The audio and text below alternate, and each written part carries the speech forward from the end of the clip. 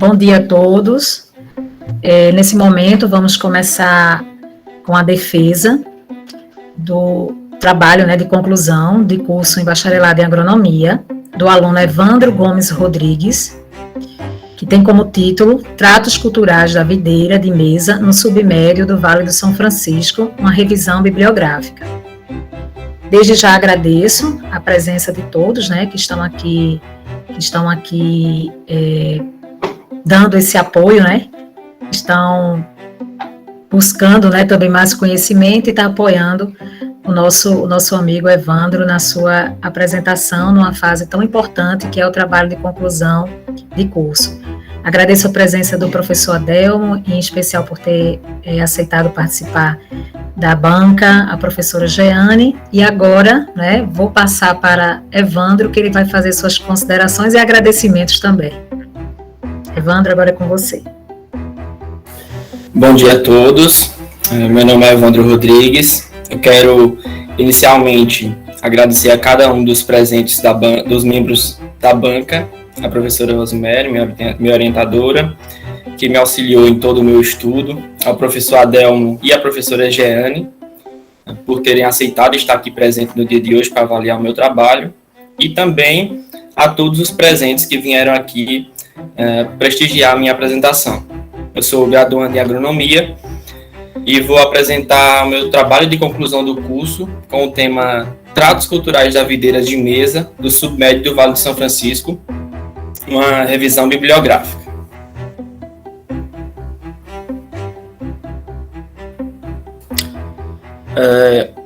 Com a implantação dos projetos de irrigação na década de 1960, Petrolina se tornou o maior polo de produção de frutas irrigadas do Brasil, isso juntamente com o Juazeiro na Bahia. E a formação desses pomares comerciais, eles foram de grande importância, essa formação foi de grande importância para o desenvolvimento dessas duas cidades. E com isso, Petrolina e Juazeiro eles se tornaram o maior conglomerado urbano no interior do sertão nordestino. E a videira, ela colabora consideravelmente para o desenvolvimento econômico da região. E não só para esse desenvolvimento econômico, mas também ela contribui para o desenvolvimento social, quando se diz respeito, por exemplo, na geração de empregos, onde a gente tem uma média aí de 4 empregos por hectare. E a viabilidade econômica e a sustentabilidade da produção de uva, ela se deve principalmente a inovações tecnológicas que foram implantadas. A gente pode citar como exemplo as pesquisas em melhoramento genético que introduziram novas variedades de alta rentabilidade, como por exemplo a BRS Vitória, que ela vem aí com um grande atrativo para o mercado consumidor e exterior, com menor custo de mão de obra quando você se compara a variedade BRS Vitória com outras variedades mais antigas, e também com variedades de nicho específico, como a gente pode citar o exemplo da Cotton Candy, que ela tem um alto valor agregado. Um outro ponto também é o uso da agricultura de precisão, que com as técnicas de aplicação, por exemplo, de defensivos, com a utilização do pulverizador eletrostático, que aumenta a aderência da gota no alvo, e principalmente hoje em dia, com essa questão da alta dos produtos, a gente tem que sempre fazer com que esse produto que a gente está comprando, que está utilizando na área, ele seja bem aplicado. E esse é um grande exemplo, quando eu cito aqui a questão do pulverizador eletrostático. Eu trago essa citação aí de Hidalgo, de 1999, onde ele fala que os fatores que atuam na produtividade da uva podem ser divididos em 2 grandes grupos, os permanentes e os culturais. Como fator permanente, a gente tem 2 tipos, elementos impostos e elementos escolhidos. Os elementos impostos, nós podemos citar o clima, o solo, o meio biológico. Como fator permanente de elementos escolhidos, vão estar aí incluídos os eleitos como a cultivar, o porta-enxerto, a densidade do plantio e a disposição dessas fileiras. E a gente tem também o fator cultural, que aí diz respeito ao sistema de condução, às podas, os métodos de irrigação, o manejo de fertilizantes e dos produtos fitossanitários. E, além disso, a produção de uvas ela vai depender também de outros fatores muito importantes. E estão incluídos entre eles os tratos culturais, e que estes eles determinam a qualidade e a produtividade da uva. E, como objetivo desse trabalho, tendo em vista que os tratos culturais eles impactam diretamente a produtividade e o retorno econômico, e tendo também em vista que a videira é importante para o setor agronômico e produtivo do submédio do Vale do São Francisco, é de extrema importância observar as práticas de manejo adotadas para essa cultura nesta região. E com isso, objetivou-se realizar uma revisão de literatura a fim de reunir e verificar quais práticas vêm sendo adotadas nos últimos 10 anos. Como referencial teórico, eu trago isso que foi citado por Leão e Maia em 1998, onde fala que a produção de uvas finas de mesa requer muito conhecimento técnico para a realização dos diversos tratos culturais necessários à obtenção de frutas de qualidade, e exige elevada disposição de mão de obra para a realização das práticas manuais de manejo da planta, encarecendo seu custo de produção. E tomando como referência essa citação de Leão e Maia, de 1998, e a relevância do tema, os tratos culturais estudados nesse trabalho, eles são os tratos da condução da planta e não do manejo geral da cultura.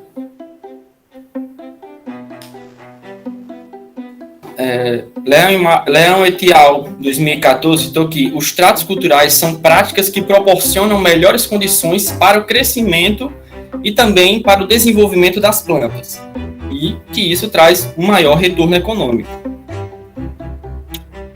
Em materiais e métodos, eu fiz um levantamento bibliográfico através da plataforma Google Acadêmico, utilizando as palavras tratos culturais da videira de mesa do submédio do Vale do São Francisco, colocando um filtro aí no período de 2012 a 2022, para ser da última década.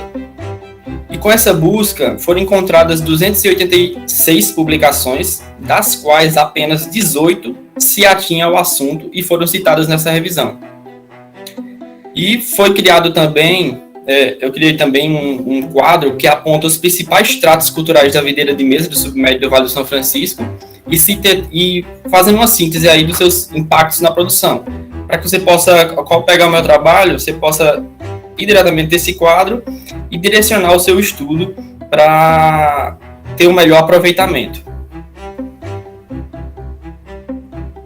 A poda, ela tem como principal objetivo impulsionar a produção precoce das plantas, uniformizar a produção, melhorar a qualidade das uvas, distribuir os fotoassimilados. No caso da poda de formação, ela vem com um objetivo de proporcionar uma forma adequada e determinada à planta. Como a gente vê aí nessa primeira imagem,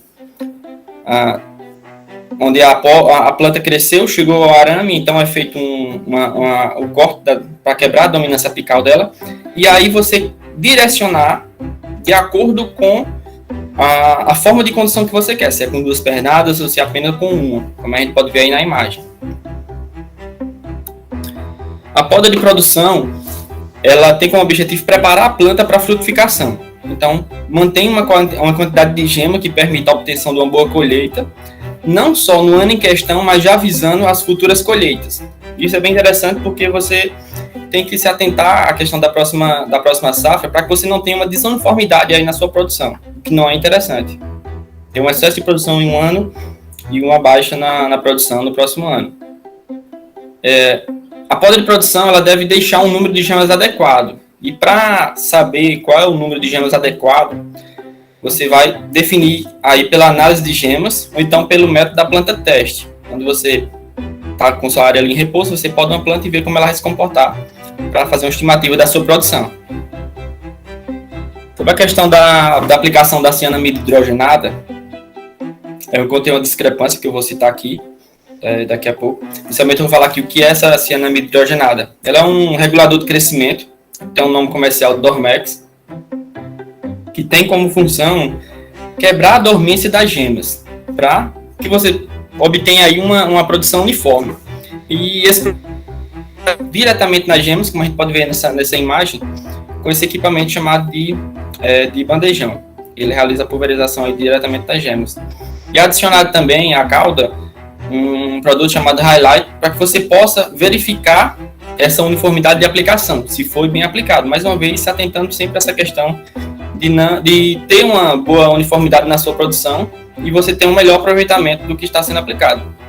Sobre essa questão da discrepância que eu encontrei 2 autores, Barros, 2019, que falou que a operação deve ser realizada no máximo em até 48 horas, e Miranda, 2019, que afirma que um trabalho que ele desenvolveu na fazenda, que não excede as 24 horas. O amarrio, ele tem como objetivo corrigir a amarração feita anteriormente, isso na poda seca. Nós vamos ter 2 momentos aí para amarrio, claro que vão ser feitos mais de uma vez esse amarrio, mas a gente tem esse primeiro aí, como está na primeira imagem aí, que é quando você faz a poda, deixando aquele ramo, vai ficar um ramo aí com, geralmente, vou falar aqui no geral, 7, 8 gemas, e aí fica um ramo comprido e você precisa corrigir, ver se tem algum lugar que precisa conduzir esse ramo da forma adequada. E tem o amarrio verde, chamado, que é quando essas gemas brotam, e aí essa planta já pode conduzir esse ramo na latada, que é essa estrutura que a gente pode observar na imagem. A desbrota, ela consiste na eliminação das brotações do ramo principal, e aí você vai eliminar brotações em excesso nas varas de produção, brotação que estiver danificada, brotação mal posicionada, ou então alguma brotação improdutiva. E com essa atividade você vai ter aí um melhor aproveitamento das substâncias de reserva. E aí vai facilitar a questão da realização da poda seca da safra seguinte. Então, sempre pensando também, claro, na safra atual, mas também já pensando nas próximas atividades que vão vir sucessivamente após a colheita. Para você não ter aí também um ramo que é improdutivo, ou seja, um ramo sem cacho, que vai estar só consumindo as reservas dos fotoassimilados que vão ser direcionados para esses ramos, e você fazer um melhor aproveitamento dessas reservas para a safra que é atualmente. E também você não ter esse ramo, para futuramente você está tendo um trabalho de podar um ramo que vai estar com uma espessura maior e vai encarecer mais ainda a questão da mão de obra, que é o que a gente não quer, sempre reduzir mais os custos. O desponte de ramos, ele consiste na remoção do ápice do ramo.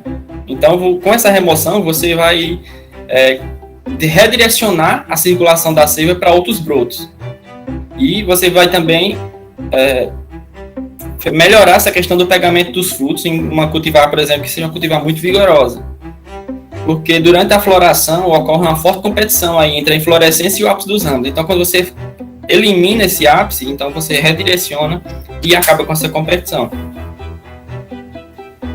A desfolha, ela consiste na remoção das folhas que ficam em contato com a inflorescência, então o cacho, e com isso você eleva a temperatura e a aeração dentro da latada, né, e isso diminui a ocorrência de podridão do cacho e vai também melhorar a coloração e a maturação das bagas.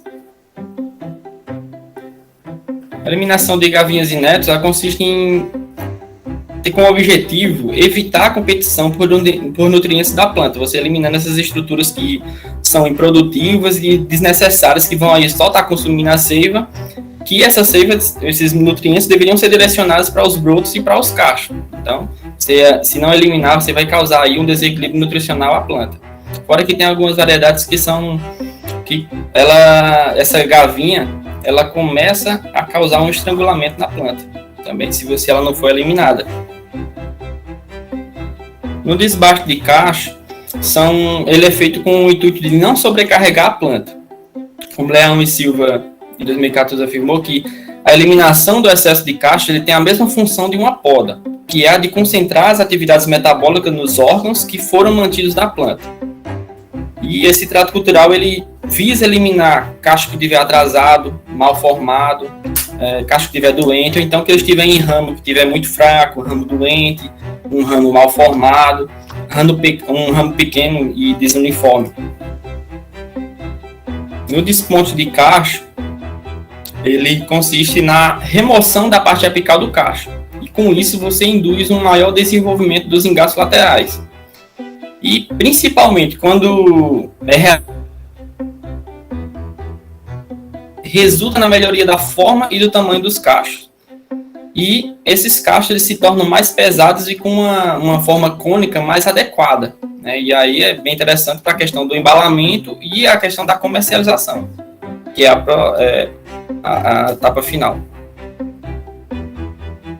Na despenca de cacho e raleio de baga, ela é realizada para descompactar o cacho e tem como objetivo principal de regular o número de bagas do cacho e eliminar o excesso para favorecer o crescimento das que ficarem. Como a gente pode observar nessa imagem, a primeira imagem tem um ramo mais compactado, na segunda após o raleio de dedo. E essa outra imagem aqui, um cacho que está mais compactado posteriormente, e aí foi feito uma despenca, um raleio ali com a tesoura, para poder descompactar esse cacho. E aqui está o quadro que eu falei que eu fiz, para poder direcionar quem for pegar meu trabalho, e poder direcionar um estudo e verificar cada ponto, cada trato cultural, inclusive citando também cada autor, e quando foi que esse autor publicou, né, essa publicação, esse trabalho, por exemplo, poda de formação, o impacto na produção, impulsionar a produção precoce, uniformizar a produção e melhorar a qualidade. Quem afirmou isso foi Leão et al. Em 2019. E assim sucessivamente com os outros tratos culturais. Como conclusão, com esse levantamento, foi possível constatar que são necessárias mais publicações sobre os tratos culturais da videira de mesa do submédio do Vale do São Francisco, pois, dada a importância econômica e social do cultivo da videira para essa região, o quantitativo de publicações sobre o tema é relativamente baixo. Todos os tratos culturais, os trabalhos citavam os mesmos tratos culturais, sem divergência quanto à forma de realização, exceto quanto à aplicação da cianamida hidrogenada, que possui uma discrepância entre os autores, com diferença de 24 horas de recomendação de aplicação, e, portanto, faz-se necessária a atualização dos estudos quanto ao tempo limite para aplicação após a poda seca. Contudo, com essa análise bibliográfica, foi possível perceber que não houveram mudanças significativas publicadas na última década sobre os trabalhos culturais da videira de mesa dessa região, o que indica um desfalque nos avanços científicos voltados para a melhoria da produtividade de um setor com tanta expressividade comercial. Aqui são as referências que eu utilizei nessa apresentação, e muito obrigado. Reuniu-se a banca examinadora composta pela presidente e orientadora, professora Rosemary Barbosa de Mello, segunda examinadora, professora Jeane Souza da Silva, e o terceiro examinador, professor Adelmo Carvalho Santana. A presidente abriu a sessão de apresentação do trabalho de conclusão do TCC do estudante Evandro Gomes Rodrigues, do curso de bacharelado em agronomia, intitulado Tratos Culturais da Videira de Mesa no Submédio no Vale do São Francisco, revisão bibliográfica. Após a apresentação e a apreciação da banca examinadora, o trabalho foi aprovado com nota 9,3, devendo o discente efetuar as correções recomendadas e entregar a versão final no prazo de 15 dias, né? Depois seguem as orientações para a orientadora e, para finalizar, nada mais havendo a tratar, foi encerrada a sessão na qual eu, professora Rosemary Barbosa de Mello, vou lavrar a ata com a assinatura de todos os membros da banca.